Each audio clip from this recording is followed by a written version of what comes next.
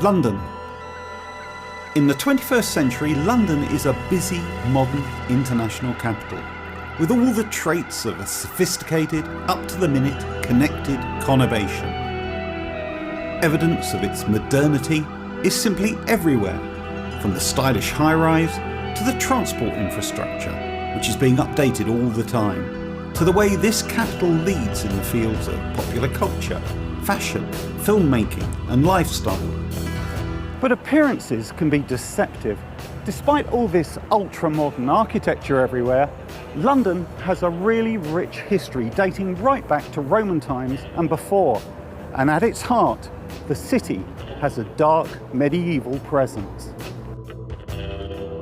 And that's because just about 1,000 years ago, this city went through a major upheaval. And for the only time in its history since those days, London was invaded, and it was transformed by a force of hard-minded warriors whose brutal behaviour totally shaped the character of this place.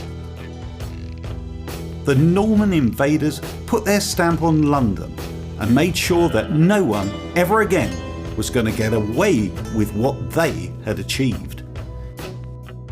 But you have to hand it to them, because the building that most symbolises their rule of law, or should I say their rule of terror, is still here today. Right at the heart of the city is the Tower of London.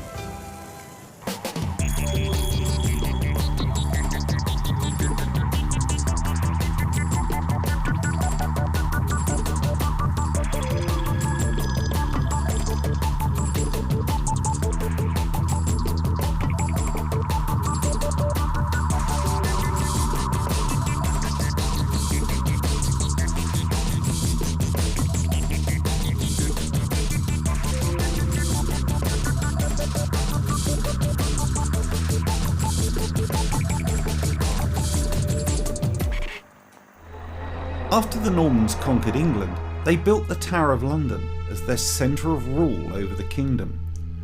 Long before Buckingham Palace, the Tower was the symbol of royal might.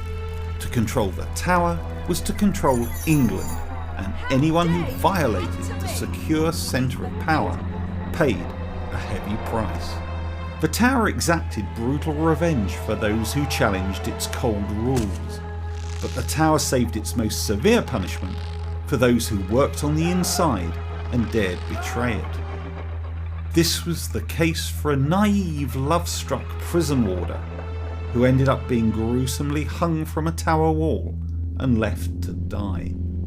His partners in crime were two thieves who faced death in an ingenious and horrifying execution. Together, they were involved in a twisted romantic triangle that started with a robbery of the king's gold.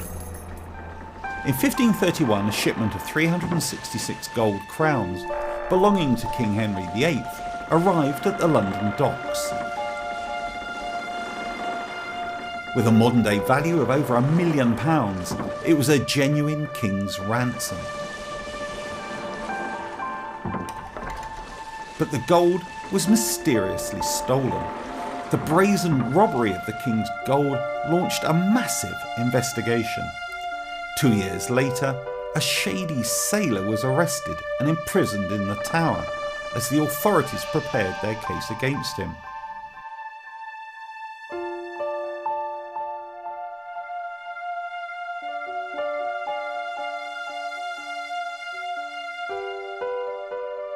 While the sailor languished in the dark confines of the Tower, his common-law wife, Alice Tankerville, often visited him.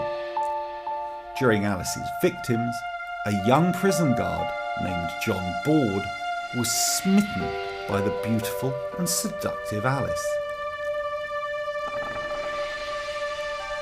John Board's infatuation with Alice began innocently enough, but in the end, it would cost the young jailer dear.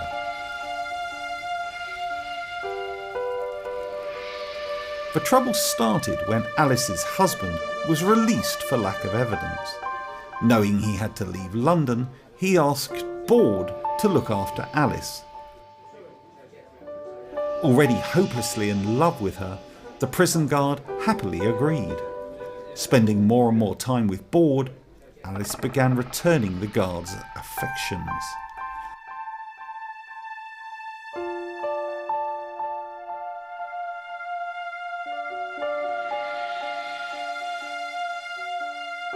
Before long, they fell into a passionate love affair. Alice became a familiar face around the tower. But their romance was to have tragic consequences.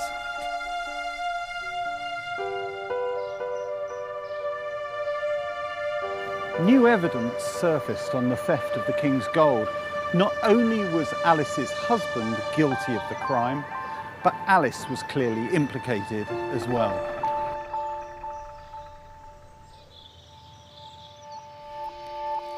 Alice and her husband were tried in secret. They were convicted and sentenced to be executed. Alice's husband was nowhere to be found, but finding Alice was a lot easier. On one of her visits to her lover, John Borde, she was arrested and thrown into a windowless cell. Borde had to endure seeing Alice incarcerated. Wasting away in a small dark cell, Alice awaited her execution. Frightened for his Alice, the lovesick jailer schemed for assignments to act as her guard. Separated by a heavy cell door, the jailer and the prisoner he loved spent long hours together.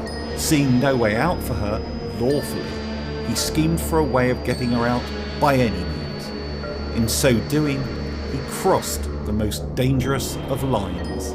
He abandoned his duty to the crown and gave his heart to a criminal, even though she was the woman he loved. John Borde, though, was attempting the impossible.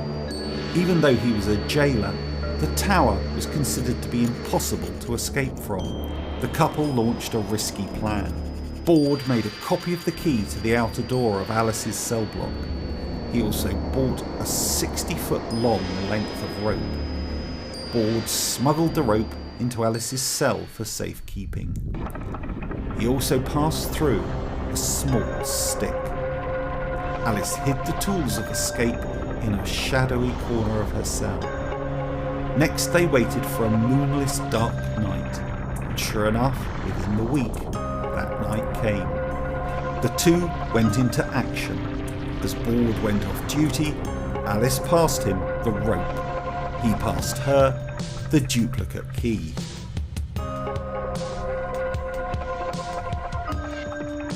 After the head warden made his final routine check and locked the outer door, then Alice was ready. Using the stick that Borde had given her, she pushed the wooden pin out of the latch. In seconds, she was out of her cell. Using the duplicate key, Alice opened the cell block door and stepped into the hallways of the tower.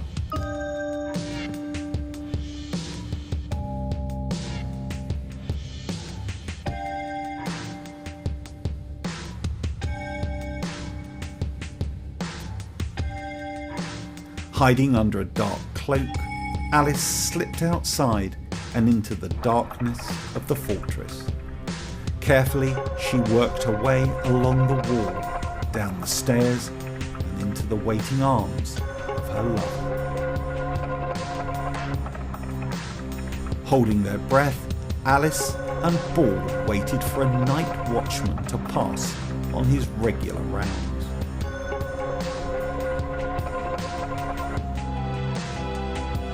Alice and Borde then lowered the rope over the bridge and into a small boat anchored in the moat below. They slid down the rope and into the boat. Then they slipped out across the moat under cover of darkness and the unaware guards.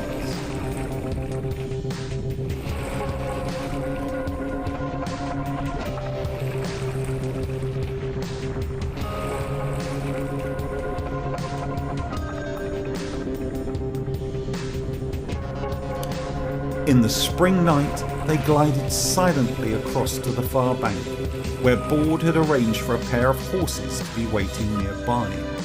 They would ride to a friend's house where they would hide before making their final dash to France and freedom. But just within yards of their getaway, they came face to face with the night watch. In a cold sweat, they approached the soldiers. They desperately hoped they could just get away with a greeting, but it was too late. The soldiers realised something was wrong and challenged them. In seconds, their intricate plan fell to pieces, and they knew they would face the vengeance of the tower.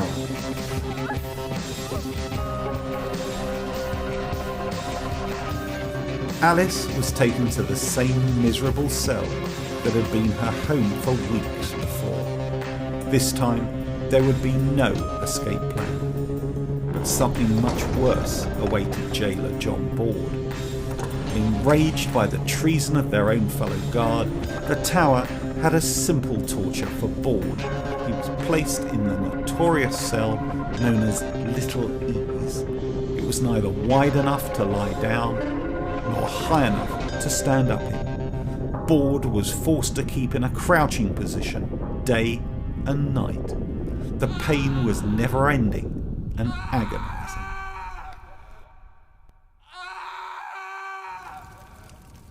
Meanwhile, the manhunt for Alice's husband bore fruit, and he was hauled to the tower to await execution. When Alice was reunited with her husband, there was no chance for a happy reunion. Instead, the tower had a nasty plan in mind for them. On March the 31st, 1534, Alice and her husband faced a hellish end. For stealing the king's gold, the couple were taken to the bottom of the tower wall by the edge of the River Thames. At low tide, they were chained to the wall, waist deep in the water. Then, terrified, they watched as the tide slowly lifted the river's level. They twisted in panic as the water came closer and closer, slowly drowning them. They died a horrible, drawn-out death. But John Board, if anything, had worse to endure. There was no limit to the price he had to pay for his betrayal of the tower's trust. Board was tortured on the rack, while the other guards mocked and jeered at him.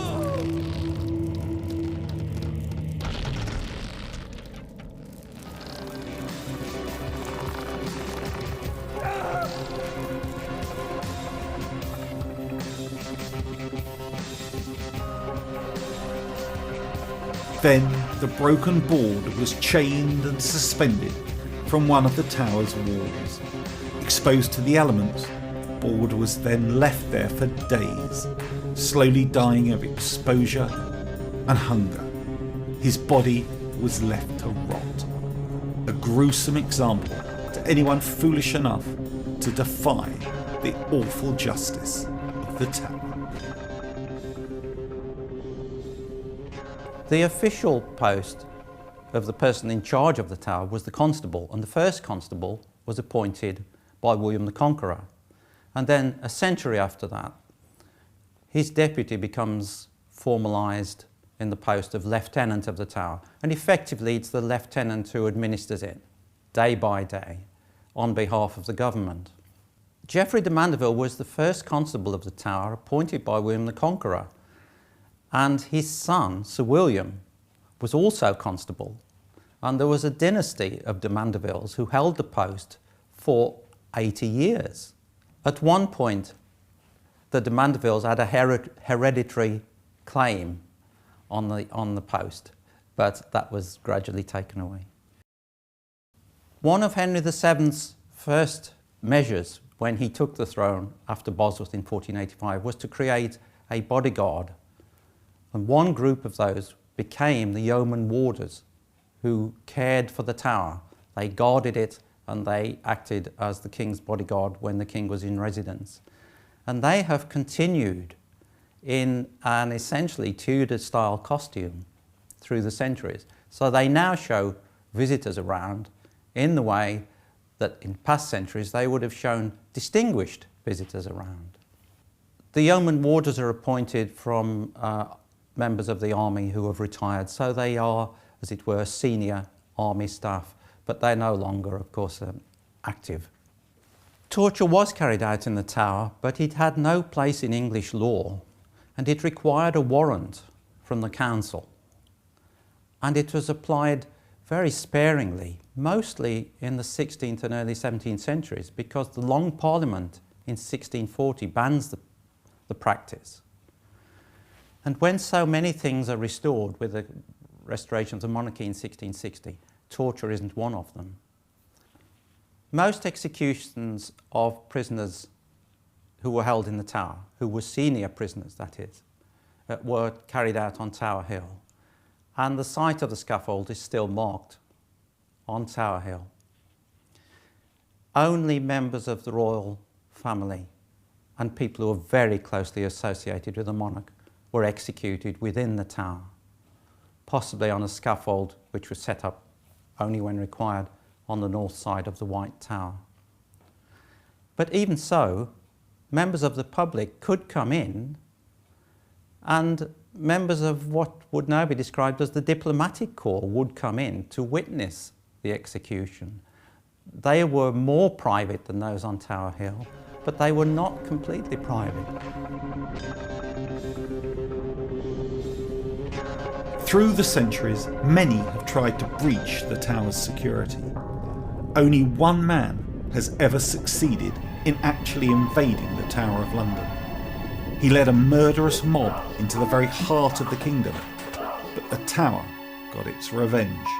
His name was Wat Tyler, and he's one of the few men in the Middle Ages to be born without rank or title, but still to have written their name large in the pages of English history. The 14th century was a desolate era. Horror and fear paralysed Britain as the bubonic plague stalked the land. It was known as the Black Death. The disease was fatal. Those infected faced an agonising death. The disease was carried by rats, and during the Dark Ages, there were no medicines to treat the illness. Instead, in a misguided attempt to restrict the spread of the plague, members of a family afflicted by it were boarded up in their homes as their dwellings were set on fire. A black cross marked the houses hit by the plague, and no one was permitted to help those inside.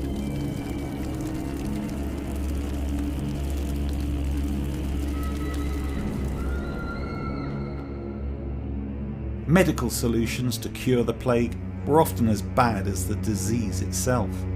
The most common remedy was to attach live leeches to the patient to suck the poisons out of blood.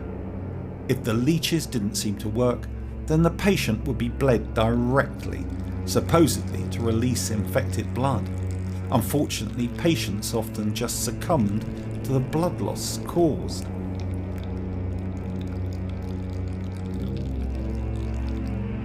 Some physicians even believed that the Black Death was caused by demons in the mind. They saw only one way to release the demons.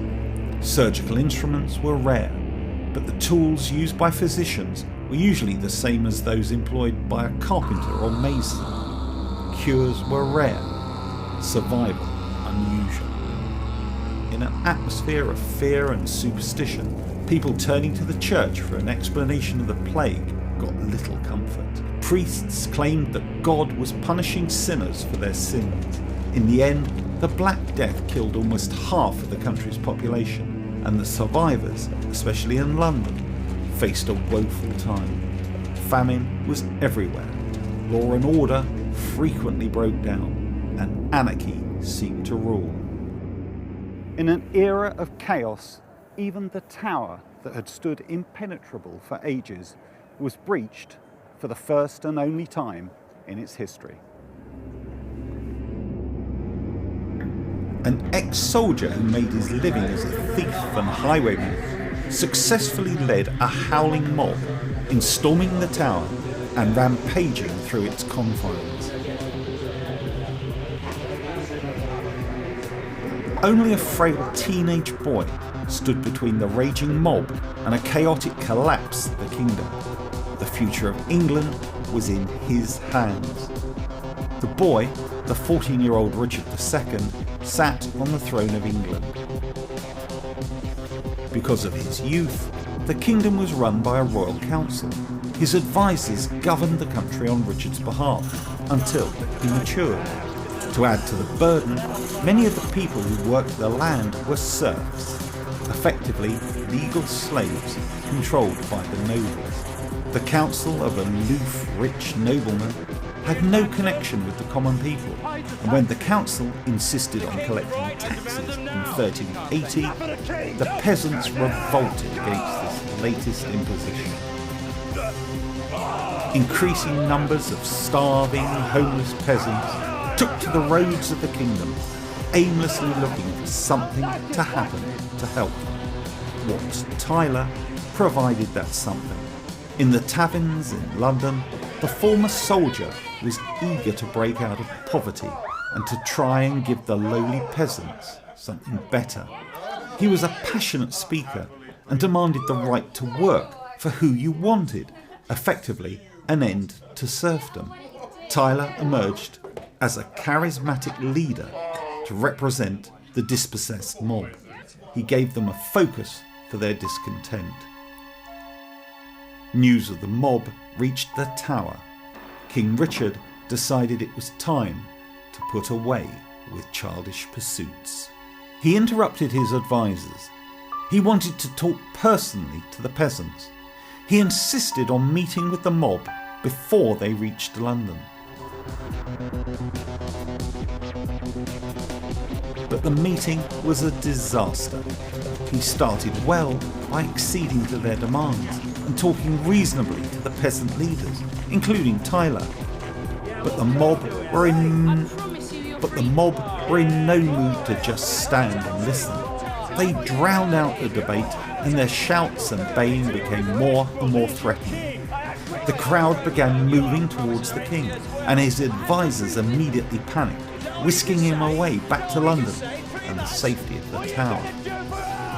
Fired up by this success, Tyler and the rebels marched on London, and once there, they surged through the narrow streets of the capital, killing any government officials as they went.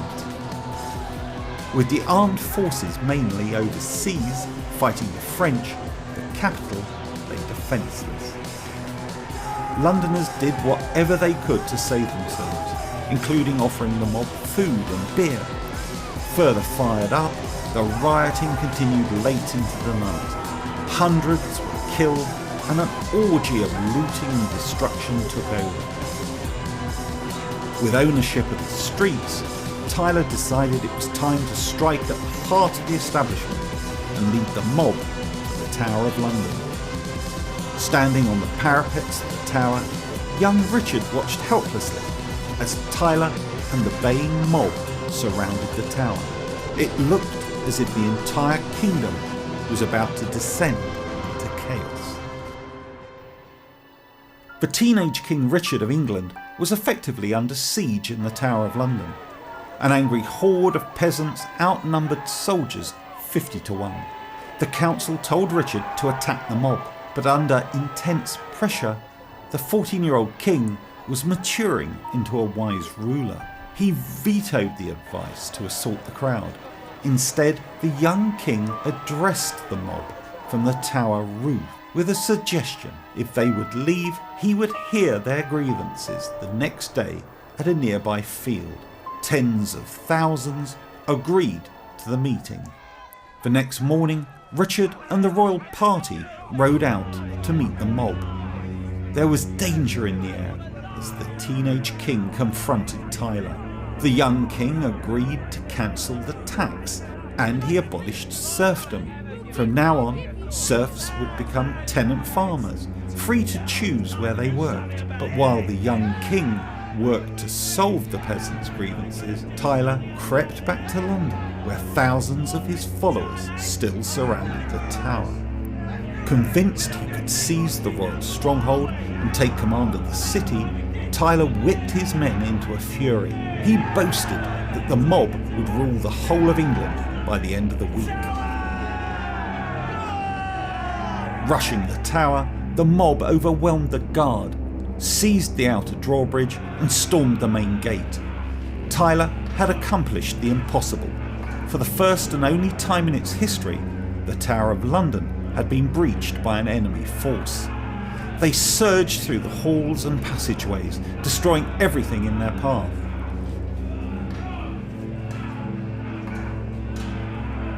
Breaking into the king's private quarters, the mob attacked Richard's mother and raped her lady-in-waiting. When they reached the royal chapel, the mob found the Archbishop of Canterbury giving communion to the Lord Chamberlain and the royal physician.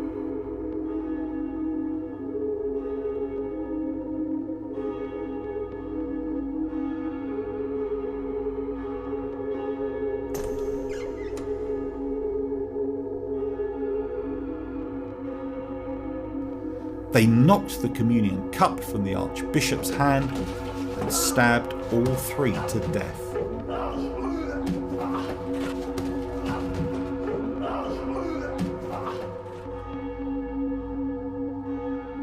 Unaware of the attack, Richard returned to find the tower in ruins. He didn't know if his mother was dead or alive. Richard had attempted a peaceful end to the crisis, but his efforts seemed doomed to failure. But even now, despite the personal attack on his family, the young king was determined not to fight violence with violence. Taking the future of the kingdom in his hands, Richard arranged a final showdown with Tyler. Accompanied by a bodyguard of armoured knights and London's Lord Mayor, the boy king bravely faced Wat Tyler and his unruly mob. Richard was hugely outnumbered. The swaggering Tyler rode up to the king. Tyler then recited a list of demands. All nobles except for the king were to be abolished. Bishops would be stripped of their power. All church property would be handed over to the rebels, to be divided amongst themselves. But Tyler went too far when he demanded the king's great sword of state. Told that it was the king's sword and that he was not fit to hold it, the enraged Tyler pulled a dagger to attack the king. Suddenly, the Lord Mayor threw his body in front of Tyler, between him and the king. Furious, Tyler plunged his dagger into the Lord Mayor's stomach, but the blade glanced off the Mayor's armour, and before Tyler realised what had happened, the Lord Mayor drew his own dagger and gored Tyler across the neck. Blood gushing from the wound, Tyler screamed in pain and stumbled to the ground. With their leader dying, the mob streamed forward ready to fight. The outnumbered party was about to be overrun. The teenage king rode forward and addressed the mob. Sirs, will you kill your king? I am your rightful leader. If you love me, follow me. With that, Richard turned and rode his horse away from London, and the leaders of the peasants quietly gathered up their weapons and broke up, ready to make their way back home. 14-year-old Richard had proved that he was more a king than a mere boy, and Wat Tyler, the only man to lead a successful assault on the tower, was dead. In its greatest moment of danger, the tower had remained in its rightful hands. The assault on the tower had been avenged.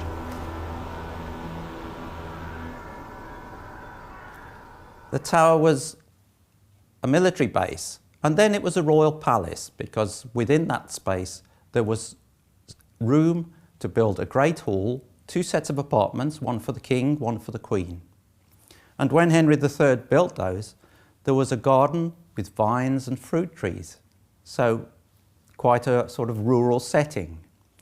But it also became the place for the deposit of treasure, the royal treasure, and then later the London citizens, the wealthy merchants, used it as a place to deposit their wealth because it was secure.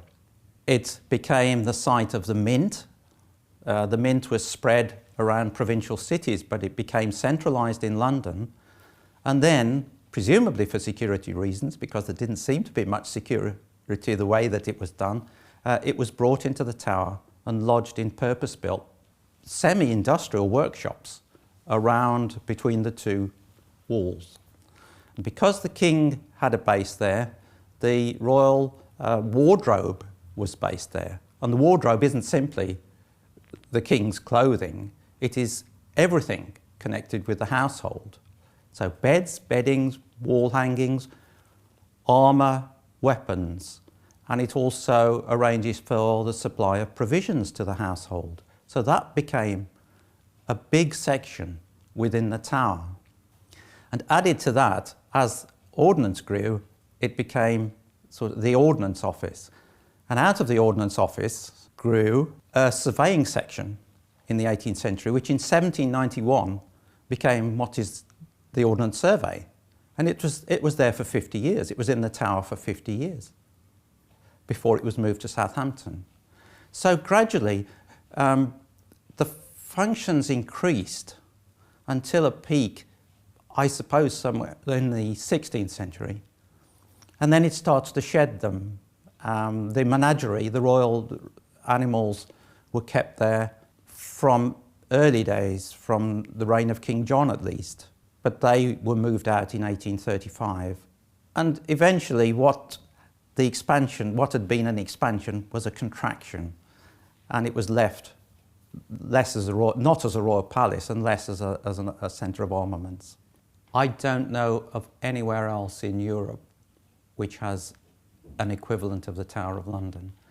And the fact that people have been coming to London and made the tower really one of their top priorities as soon as they got here suggests that there isn't anywhere else that you can see such a structure. There is nowhere quite like it. The Kremlin in Moscow is similar in some ways in that it holds so many government functions, but it doesn't have that aura, and so many of the buildings in the Kremlin were destroyed in fires, whereas the tower has medieval buildings right through to the modern times. And so its setting, its distinctive features, and the fact that it has been there for so long and has maintained its presence in the city, I think that's what the appeal is. No one had more control over the tower than the man who kept the keys to the fortress. And when he turned traitor, the tower unleashed its terrible vengeance once again. In 1147, a man with an arrow in his skull lay on a field writhing in agony. It was the price he paid for a lust for treachery and power. The man was Geoffrey de Mandeville, the Tower's constable and the Sheriff of London. The Tower Constable was one of the kingdom's most respected officers, for he held the keys to the castle. Control of the tower was crucial in the 12th century, with England under control of the harsh but still shaky Norman kings. Holding the central military position of London was essential to controlling England. But chaos descended on the tower when King Henry I died and left no clear heir to take the throne. As the king's daughter, Matilda was the obvious choice to succeed to the throne.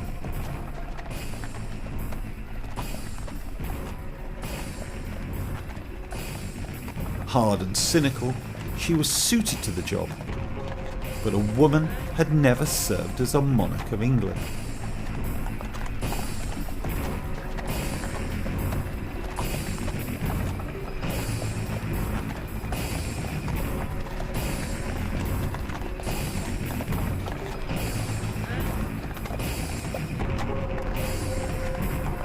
The one other candidate with royal blood was Matilda's enemy and cousin, Count Stephen of Blois.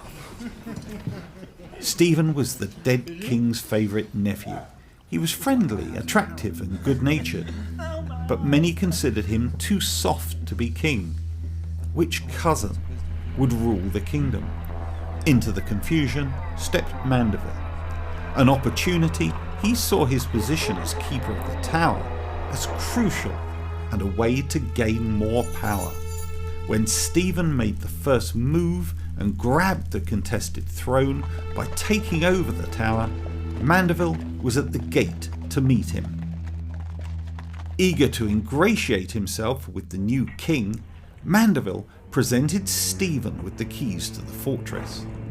Then Mandeville started a shameless campaign to carry favour from the king. Stephen needed support from toadies like Mandeville. With his cousin Matilda eyeing the throne and openly hostile, he knew he was on shaky ground. He needed all the support he could get. To keep Mandeville and other noblemen on his side, Stephen gave them land, castles and estates. Mandeville and the other noblemen were willing to sell their loyalty to the highest bidder. They played Stephen off against Matilda in the battle for the throne, and as the barons gained one concession after another, Stephen began to lose control. Meanwhile, Matilda made her move. She made lavish offers of land and riches to any nobleman who would help her overthrow her cousin. Mandeville was the first in line. The tension escalated, and so did the jockeying for position amongst the ranks of nobility. The war between the cousins, between Stephen and Matilda for the throne of England, was about to begin. The treacherous Mandeville, who had supported King Stephen, switched sides. He was waiting on the beach to welcome Matilda when she arrived in England from Normandy to begin the battle for the crown.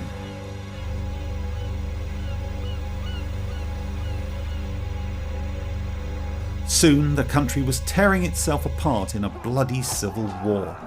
Towns, villages and farms were burned and looted, first by one side, then the other. Many starved to death in the famine that followed, and their bodies were left in heaps. As the powerful fought, the poor suffered enduring misery and oppression.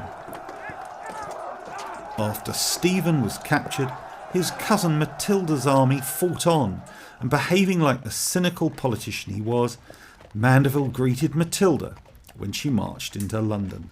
He greeted her just as warmly as he had greeted her cousin King Stephen only 6 years earlier.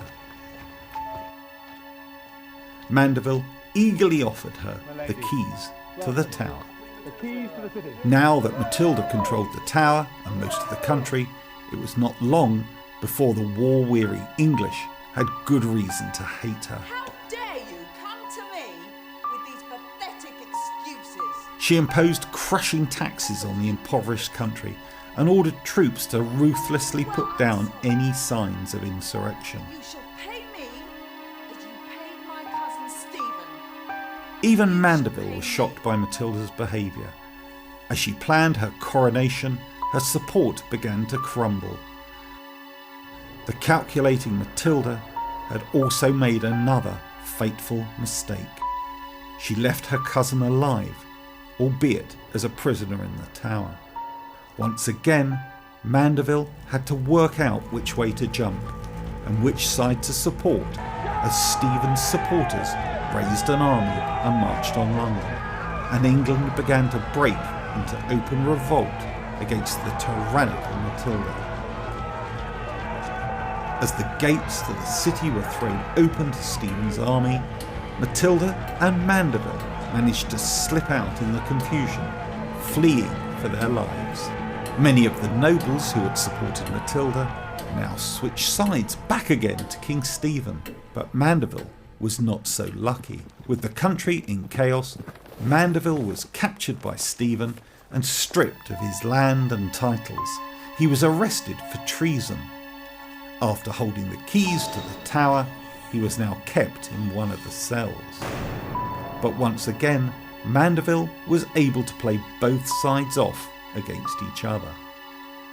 Mandeville begged Stephen's forgiveness and surrendered his castles to the king. He gave his word of honour never to plot against him again. Needing Mandeville's support, Stephen decided to forgive him and released him. My liege, my liege. You betray me again. Not have anywhere to stay. Nowhere to hide. No roof, no shelter. Not in this country or anywhere in Europe. I'll hunt you down. All right? Stripped of his power, title and wealth, Mandeville had nothing to lose. Now go. Get out of my sight. Go now. Be gone. Get out! To get it all back, Mandeville launched a vicious attack on Stephen with his own militia.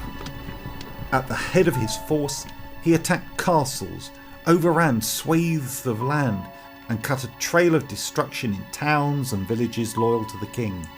He burned houses, seized farm animals, burned churches, and anyone who got in his way was slaughtered.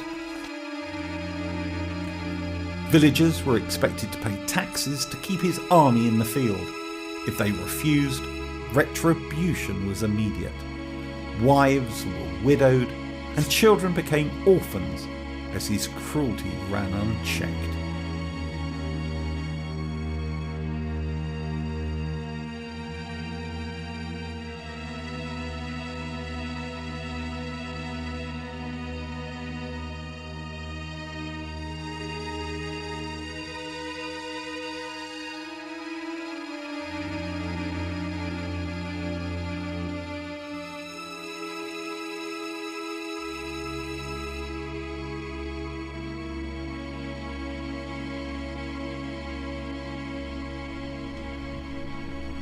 Pursuing his guerrilla war, Mandeville moved against one of Stephen's castles. As the army moved within range of the turrets, Mandeville rode ahead to survey the defences. At the top of the tower, a crossbowman on the castle wall took careful aim and fired an arrow straight into Mandeville's head. With the arrow buried deep in his skull, Mandeville lived for almost a week before dying. Finally, the scheming opportunist died with nothing to show for all his efforts. Mandeville realised that the tower levelled its own special brand of vengeance. To challenge the tower was foolhardy, but to fail was fatal. Across the centuries, the tower has been the symbol of royal power. Its stones have guarded one of the largest empires in history. But such immense power exacts its price. Those who cannot rise to the challenge of gaining and then holding power had their spirits and bodies crushed within those tower walls.